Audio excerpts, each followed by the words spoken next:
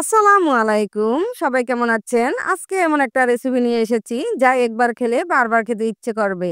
চলুন শুরু করা যাক। আজকে আমি শেয়ার করব খুব মজাদার একটি ভিন্ন স্বাদের সরিষা ইলিশ। মাত্র কয়েকটা উপকরণে তৈরি হবে চমৎকার একটা খাবার। ভাবতেও পারবেন না কতটা টেস্টি। চলুন দেখে নেই। এখানে আমি ২ টা বড় সাইজের ইলিশ মাছ নিয়েছি। এটা আমি ধুয়ে কুটে ভালোভাবে পরিষ্কার করে নিব। আমার পরিষ্কার করা হয়ে গেছে। আমি পানি ঝরিয়ে নিচ্ছি। এখন আমি এখানে কিছু মসলা দেখিয়ে দিচ্ছি। আমি একটু বড় সাইজেরই মাছগুলো কেটেছি।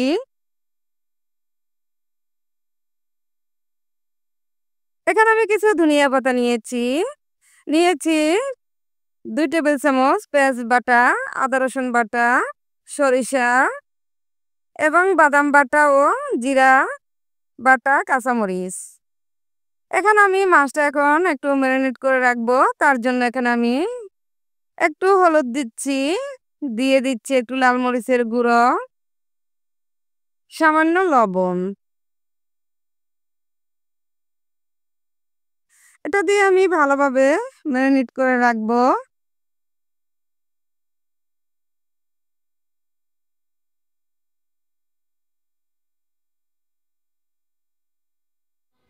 আমার মাখানো হয়ে গেছে। এখন আমি এটা ভেজে নিব। Piga, so teki kedam. আমি একটা কড়াইতে তেল দিয়েছি, ভালোভাবে গরম করে নিয়েছি। এটা আমি এখন আস্তে ধীরে ভেজে নিব যাতে পুড়ে কালো হয়ে না যায়। খুব সুন্দর একটি কালার নিয়ে আসতে হবে। সে পর্যন্ত আমাদের অপেক্ষা করতে হবে। এই মাছটার ক্ষেত্রে তাড়াহুড়া করা যাবে না, যাতে একটু পুড়ে না যায়। কিন্তু কালারটা সুন্দর থাকতে হবে, বাদামি কালার। বেশি ভাজা যাবে না এবং বেশি কাঁচাও থাকা যাবে না।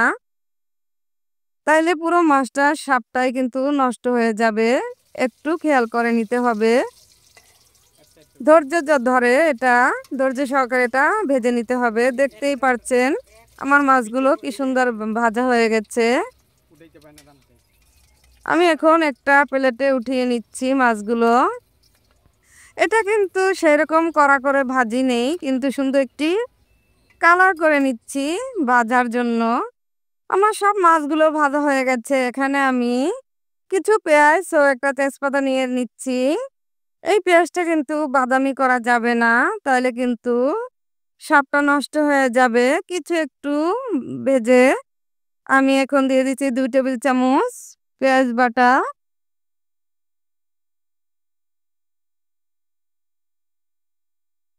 এখানে আদা রসুন বাটা নিয়েছি আমি ১ টেবিল চামচ। জিরা বাটা নিয়েছি এখানে ১ টেবিল চামচ। এটা একটু সামান্য ভেজে নিয়ে চুলার হিটটা একটু কমিয়ে গুঁড়া মশলাগুলো আমরা দিয়ে দিব। এখন আমি এখানে হলুদের গুঁড়া দিয়ে দিচ্ছি ১ টেবিল চামচ। ঝালটা আমি একটু সামান্য বেশি দিচ্ছি, ২ টেবিল চামচ দিয়ে দিচ্ছি। ধনিয়ার গুঁড়া দিয়ে দিচ্ছি ১/২ টেবিল চামচ। দিয়ে আমি এটাকে একটু লাড়িয়ে চাড়িয়ে কষিয়ে নেওয়ার জন্য সামান্য কিছু পানি দিয়ে দিচ্ছি।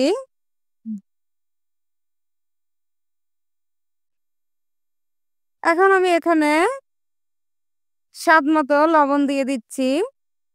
দিয়ে আমি এটা ভালোভাবে কষিয়ে রান্নার জন্য এখন পানি দিয়ে দিচ্ছি। আমার কষানো হয়ে গেছে। আমি এখন পানিটা দিয়ে দিচ্ছি। দিয়ে একটি বলক হওয়া পর্যন্ত অপেক্ষা করতে হবে। পানিটা বলক হয়ে এসেছে। এখন আমি এখানে ৩ টেবিল চামচ সরিষা বাটা দিয়ে দিচ্ছি। এখানে আমি একটু সব মসলার চেয়ে একটু বেশি সরিষা বাটাটাই নিয়ে নিচ্ছি। যেহেতু এখানে সরিষা ইলিশ, তাই এখানে একটু বেশি পরিমাণই সরিষা দিয়ে দিতে হবে। এখন আমি ১ টেবিল চামচ এখানে বাদাম বাটাটা দিয়ে দিচ্ছি। আপনারা যেকোনো বাদামটাই ইউজ করতে পারবেন, কোনো সমস্যা নেই।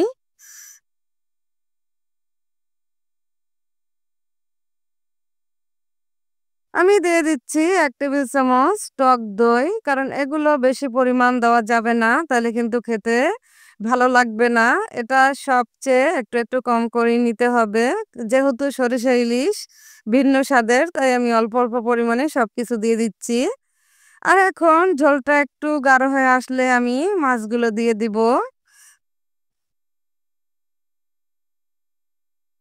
মাছগুলো দিয়ে আমি এটাকে ভালোভাবে পানি টানিয়ে নিব। এখন আমার রান্না শেষ। এই পর্যায়ে আমি প্রায় রান্নার শেষের দিকে। এখন আমি এখানে একটু গাঢ় করে দুধ দিয়ে দিচ্ছি।